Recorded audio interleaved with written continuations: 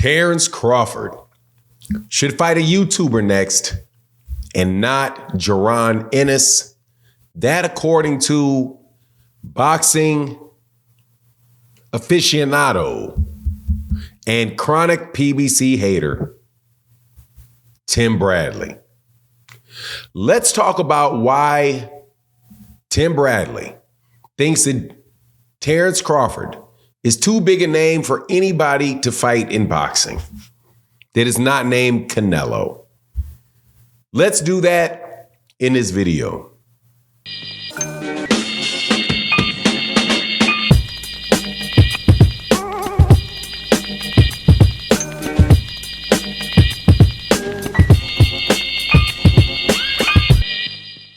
All right, welcome back to the channel. Let's go over some of this foolishness that we have being spouted by Tim Bradley, who was interviewed after the O'Shaquie Foster's fight with Abraham Nova. Congratulations to O'Shaquie Foster for the big win. Congratulations to Shushu Carrington for his big fourth round knockout. Enjoyed the card, especially those two fights, those two upper caliber fighters. Can't say that I enjoyed the interview by Tim Bradley, though, when he was asked about what was going to go on with Terence Crawford. Now that Terence Crawford, as I told you, was not going to be getting a fight with Canelo Alvarez.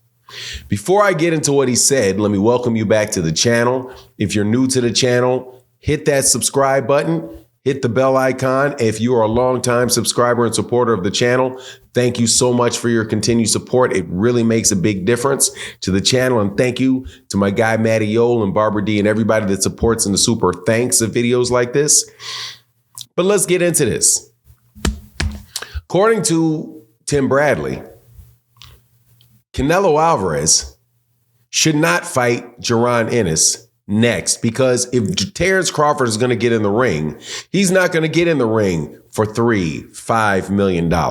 He's only going to get in the ring, or should only get in the ring, for $15-20 million, because that's the level of fighter that he is now.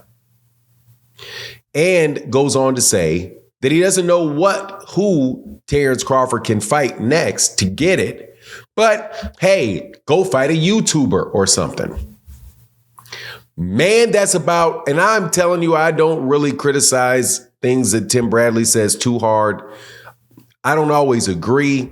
If he's talking about something going on inside the ring, I'm not going to argue with him, because clearly he knows what he's talking about about as far as what goes on inside the boxing ring and who a good fighter is and this, that, and the other. Inside the ring, the preparation for the fight, mentality, all of that. Tim Bradley's an expert without a doubt, would never deign to argue with him about his point of view about what goes on into a boxing ring.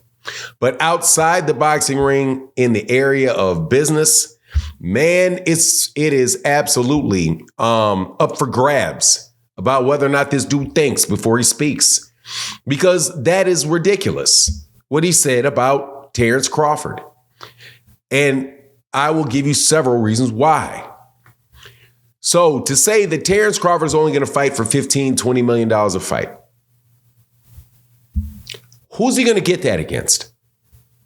Just because you got that against Errol Spence Jr., that doesn't mean that there are other fighters out there the status of Errol Spence Jr. that you're going to get a fight with to allow you to make that money. The reason Terence Crawford got that money is because he fought Errol Spence. Not just because he was a good fighter. He got himself in the position for the fight because he's such a terrific fighter. But the money came because of Errol Spence and the draw that Errol Spence was. Not Terence Crawford. The fight before that, Terence Crawford fought David Avanesyan. The fight before that, Terence Crawford fought Sean Porter. And before that, he was fighting guys like Amir Khan, Karen Kukadajian. I'm saying Karen Kukadajian. What's my guy's name? Aegis Kavalauskas. What do you mean this guy's going to be fighting for $15-20 million a fight? It doesn't work like that. Just because Buster Douglas fought Mike Tyson, that doesn't mean Mike Tyson that Buster Douglas is going to get that type of payday for the rest of his career because he beat Mike Tyson. No, it doesn't work like that. You get paid because people want to see you fight and you have a fan base. And it is yet to be proven that Terence Crawford has a big fan base. Still, if you look at the numbers and you look at the reaction from the PBC or people associated with the PBC about the numbers with the Errol Spence and Terence Crawford fight, it did what they thought it was going to do. They were like, hold on, man, it did half of what Gervonta Davis versus Ryan Garcia did.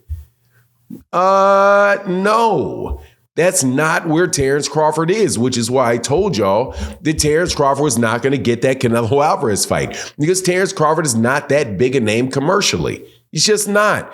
He gets a lot of respect, obviously, for how great a fighter is he in the ring, but he is in the ring. But Terence Crawford shouldn't be turning his nose up at $6 million. Like what planet is that? What planet are you guys living on? First of all, I don't believe that a lot of these guys that say they're getting $5-6 million are actually getting it. Personally, I believe that they're all blowing smoke up people's backsides about how much money they're making, especially in that 140 pound division. But for Terence Crawford to say, no, go fight a YouTuber. What YouTuber is going to fight Terence Crawford seriously? Think about it. What YouTuber is going to get in the ring and seriously fight Terence Crawford right now? Look, Jake Paul will get hurt in that ring with Terence Crawford. There's none of those guys that are, even if they would do it and it would sell, none of those fights, if they're anyway halfway near series, should even be sanctioned. How are you going to try to get the best fighter in the world, reigning champion right now with 3 belts in the 147 pound division, who has a world-class major fighter right there to fight him in Jaron Ennis? How are you going to advise this man go fight a YouTuber?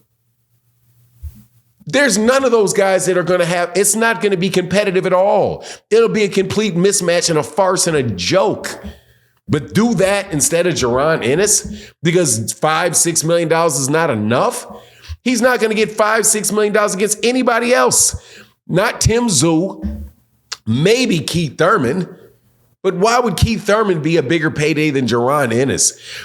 Obviously, the Errol Spence Jr. rematch is the fight that he's probably going to take because there's nowhere else for him to go. But man, when for Tim Bradley to say that, I know he was kind of half joking, but if you look and listen to what he's saying and look at his, like how he searches for an opponent for Terence that's going to bring that type of money in, it should tell you something, that there isn't that type of opponent for him to do that.